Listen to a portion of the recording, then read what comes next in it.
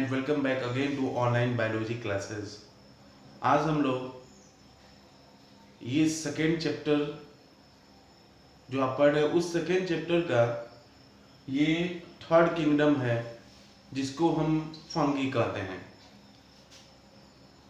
ठीक है, इसके पहले क्लासेस में हम लोग ने मोनेरा और प्रोटिस्टा किंगडम के बारे में जाना। तो in Monera kingdom those organisms are placed that are unicellular and prokaryotic, while in Protista kingdom those organisms are placed that are unicellular and eukaryotic organisms. In third kingdom fungi, all heterotrophic non-chlorophyllous organisms are placed in this kingdom. ठीक है, इस kingdom fungi में उन सभी heterotrophic organisms को रखा गया जो कि नॉन क्लोरोफिलस होते हैं, सेल वॉल कंटेनिंग होते हैं एंड हेटरोट्रॉपिक ऑर्गेनिजम्स होते हैं। तो आप कह सकते हैं कि फंगी एक ऐसा मेंबर है कि जिसमें सेल वॉल तो प्रेजेंट होता है प्लांट सेल की तरह, बैक्टीरिया की तरह। तो पहले इनको प्लांट किंगडम में ही हम कंसीडर करते थे, लेकिन देखा गया कि प्लांट किंगडम के जो मेंबर्स हैं उनमें क्लोरोफिल भी होता है, वो फोटोसिंथेसिस के थ्रू फूड सिंथेसाइज कर सकते हैं। लेकिन फंगी में सेल वॉल बस होता है लेकिन क्लोरोफिल नहीं होता है, और क्लोरोफिल नहीं होने के कारण ये फोटोसिंथेसिस नहीं कर सकता है। इसलिए इसको एक सेपरेट किंगडम में रखा गया है और उस सेपरेट किंगडम का नाम है किंगडम फंगी। क्लियर? तो फंगी एक कैसा है ऑर्गेनिज्म है, मल्टी सेलुलर, कुछ मेंबर्स इसके यूनिसेलुलर होते हैं। तो जनरली फंगी या mostly fungi multi cellular, eukaryotic, non chlorophyllous and heterotrophic organisms. ये चार बातें आपको याद रखना है कि फंगी के जो मेंबर्स होते हैं वो मोस्टली मल्टी सेलुलर, ठीक है, heterotrophic, eukaryotics and non chlorophyllous. ये चार बातें आपको रखना है याद कि ये फोटोसिंथेसिस के थ्रू फूड सिंथेसाइज नहीं कर सकते हैं क्योंकि ये नॉन क्लोरोफिलस होते हैं, मल्टी सेलुलर मोस्टली होते हैं, कुछ यूनिसेलुलर होते हैं जैसे कि ईस्ट हो गया, और ये यूकैरियोटिक सेल से बने होते हैं यानी इनका न्यूक्लियस वेल डेवलप्ड होता है, all cell organelles are present होते हैं, ठीक है, और ये हेटरोट्रॉपिक होते हैं। ठीक, तो आप यहाँ पे देख रहे हैं कि इस किंगडम को हम फंगी के नाम से जान रहे हैं और इसको अब हम डिटेल में देखते हैं। It is unique kingdom of heterotrophic organisms. Kingdom fungi एक यूनिक किंगडम है, एक यूनिक किंगडम है ये हेटरोट्रॉपिक ऑर्गेनिजम्स के लिए। दे show a great diversity in morphology and habitat. Fungi के जो मेंबर्स होते हैं वह ग्रेट डाइवर्सिटी शो करते हैं अपने मॉर्फोलॉजी में भी और अपने हैबिटेट में भी। डाइवर्सिटी समझते हैं ना क्या होता है, यानी इनके फॉर्म में, हैबिटेट में, कहाँ किस जगह पे ये रह सकते हैं, इसमें भी बहुत सारे वेरिएशन देखने को मिलता है। तो फंगी जो किंगडम है, इस किंगडम के जो मेंबर्स हैं वह बहुत ज्यादा वेरिएशन शो करते हैं, विभिन्नताएं शो करते हैं अपने किसमें, अपने फॉर्म्स में यानी मॉर्फोलॉजी में और हैबिटेट में। हैबिटेट में निवास स्थान जहाँ पे रहते हैं, एयर में रहते हैं कि वाटर में रहते हैं कि सॉइल पे रहते हैं, या डेड डिकोइंग ऑर्गेनिजम्स अपना न्यूट्रिशन गेन कर रहे हैं। बहुत सारी वैरायटी में आपको डिफरेंसेस देखने को मिलेंगे। यही कह रहा है कि फंगी की जो मेंबर्स होते हैं वो ग्रेट डाइवर्सिटी शो करते हैं मॉर्फोलॉजी में और हैबिटेट में। ठीक है, तो some unicellular fungi like yeast used to make bread and beer. कह रहा है कि कुछ यूनिसेलुलर फंगी जैसा कि ईस्ट को यूनिसेलुलर फंगी कहा जाता है और इसका साइंटिफिक नेम है सैक्रोमाइसिस सेरेवेसी। ईस्ट का साइंटिफिक नेम है सैक्रोमाइसिस सेरेवेसी और इसका जनरली यूज्ड हम किसमें करते हैं, ब्रेड और बियर बनाने में, यानी बेकरी इंडस्ट्रीज में इस ईस्ट का यूज किया जाता है। क्या बनाने में, ब्रेड बनाने में और बियर बनाने में इस यूनिसेलुलर ईस्ट का यूज किया जाता है, क्योंकि इस ईस्ट के द्वारा क्या होता है, एंजाइम का फॉर्मेशन होता है। उस एंजाइम का नाम है जाइमेज एंजाइम, और ये जाइमेज एंजाइम फर्मेंटेशन में हेल्प करता है, जिससे एल्कोहल का भी फॉर्मेशन होता है, एल्कोहलिक बेवरेज यानी बियर का भी फॉर्मेशन होता है। इसके अलावा बेकरी इंडस्ट्री में इसका यूज किया जाता है, फर्मेंटेड प्रोडक्ट्स बनाने में इसका यूज किया जाता है। तो other fungi causes diseases in plant and animals, fungi के बहुत सारे मेंबर्स ऐसे हैं जो क्या करते हैं, पैरासिटिक फॉर्म शो करते हैं, यानी एक पैथोजेनिक होते हैं। They causes diseases in plant as well as in animals. ठीक है, ये फंगी के जो कुछ मेंबर्स होते हैं जो प्लांट में भी बीमारी फैलाते हैं और एनिमल्स में भी बीमारी फैलाते हैं। जैसे एनिमल्स की बात करें तो एनिमल्स में जनरली जो रिंग होता है, जो दिनाई जिसको आप कहते हैं रिंग, वो रिंग जनरली जो है फंगी के द्वारा होता है। ठीक है, माइक्रोस्पोरम फंगी के द्वारा ये रिंग हो जाता है, दिनाई हो जाता है। ठीक है, इसके अलावा प्लांट में भी बहुत सारी बीमारियां हैं, late blight of potato, early blight of potato, white rust हो गया। व्हाइट रस्ट बीमारी होती है व्हीट में, वो भी क्या होती है, फंगी के द्वारा यानी पक्सीनिया के द्वारा होती है। तो प्लांट्स में या एनिमल्स में भी बहुत सारी बीमारियां इस फंगी के द्वारा होती हैं। यानी आप कह सकते हैं कि फंगी हमारे लिए कुछ हानिकारक भी है तो लाभदायक भी है। तो कैसे हमारे लिए इंपॉर्टेंस रखता है इकोनॉमिकली, इसको भी हम देख लेते हैं। तो some fungi like penicillium notatum and बहुत सारे फंगी हैं, जैसे कि पेनिसिलियम जो है are the source of antibiotics. तो देखिए ये फंगी हमारे लिए फायदेमंद हो गया। कुछ फंगी ऐसे होते हैं जिन फंगी से हम क्या करते हैं, एंटीबायोटिक ऑब्टेन्ड करते हैं। तो first antibiotic was obtained from fungi penicillium notatum and this was discovered by Alexander Fleming. Alexander Fleming ने जो है सबसे पहले एंटीबायोटिक की खोज की थी, और इस एंटीबायोटिक को पेनिसिलियम फंगी से ऑब्टेन्ड किया गया था, और इस एंटीबायोटिक का नाम है क्या, penicillin. Penicillin is the antibiotic which was obtained from the fungi penicillium and this was discovered by Dr. Alexander Fleming. Clear? तो ये देख रहे हैं कि ये फंगी हमारे लिए हेल्पफुल हो गया है।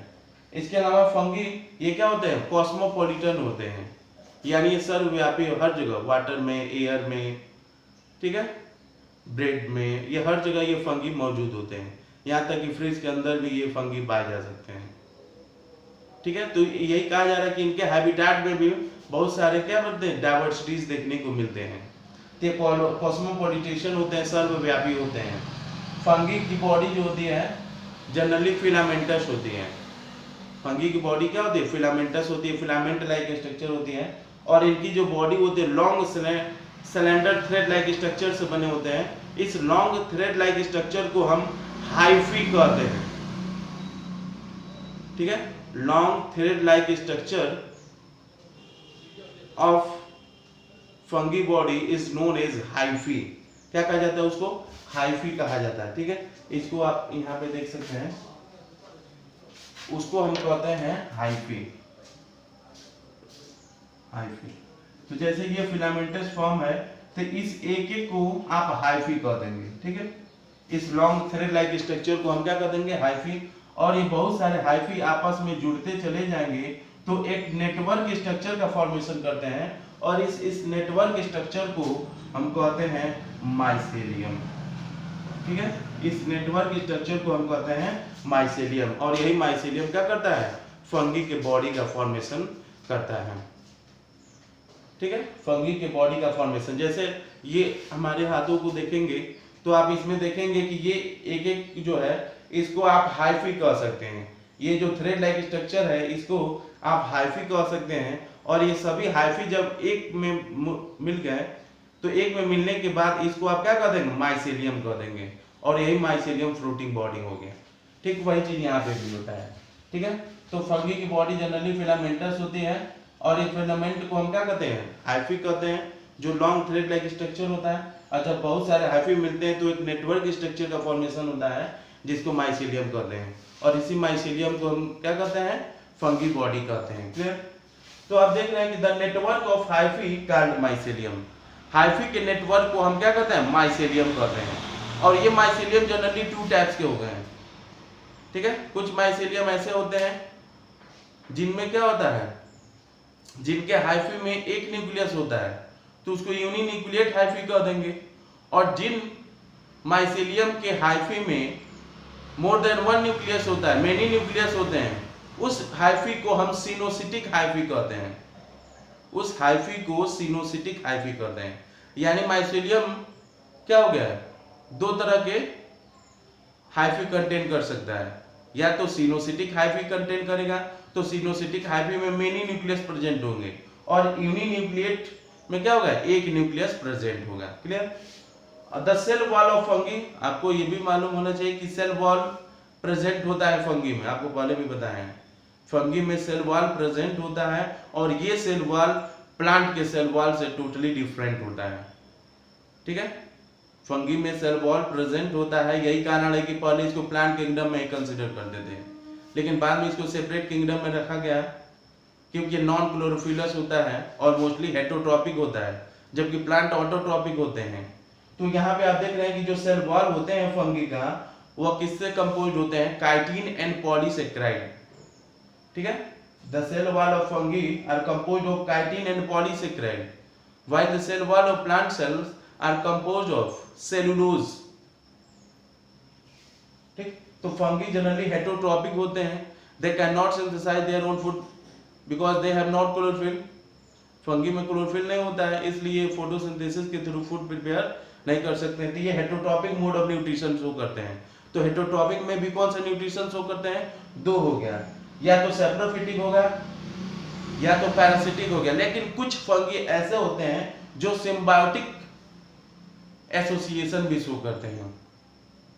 तो सेप्रोफिटिक जो फंगी होते हैं, आप जानते हैं सेप्रोफाइट्स होता क्या है, saprophytic organisms are those which can obtain their nutrition from dead and decaying organisms.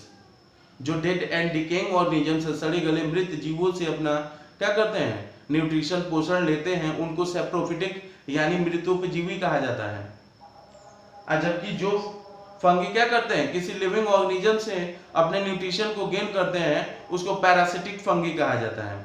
और पैरासिटिक फंगी जनरली क्या होता है, पैथोजेनिक इन नेचर होते हैं, और पैथोजेनिक इन नेचर होने के कारण ये प्लांट में as well as in animals में बीमारी फैलाने का कार्य करते हैं।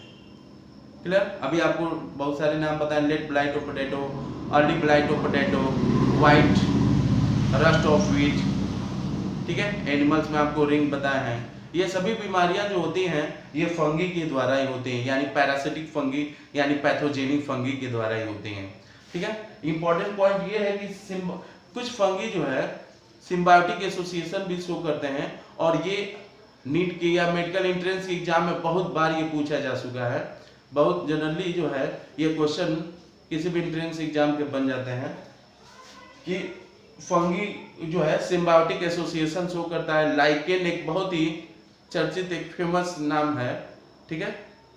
तो व्हाट इज लाइकेन? तो lichen is the symbiotic association of algae and fungi. Lichen एक सिम्बायोटिक एसोसिएशन होता है एल्गी और फंगी का। 2 कंपोनेंट हो गए, एल्गी और फंगी। एल्गी कंपोनेंट को फाइकोबायोन्ट कहते हैं और फंगी के कंपोनेंट को माइकोबायोन्ट कहते हैं। एल्गी क्या करता है, फूड सिंथेसाइज करने का कार्य करता है, जबकि फंगी उसको फूड और शेल्टर एंड वाटर प्रोवाइड करने का कार्य करता है, और इसके बदले में एल्गी इनको फूड प्रोवाइड करता है, क्योंकि वो फोटोसिंथेसिस थ्रू फूड सिंथेसाइज कर सकता है, ठीक है। और इस तरह से ये एसोसिएशन शो करते हैं, सिम्बायोटिक एसोसिएशन, जिसको हम लाइकेन कहते हैं।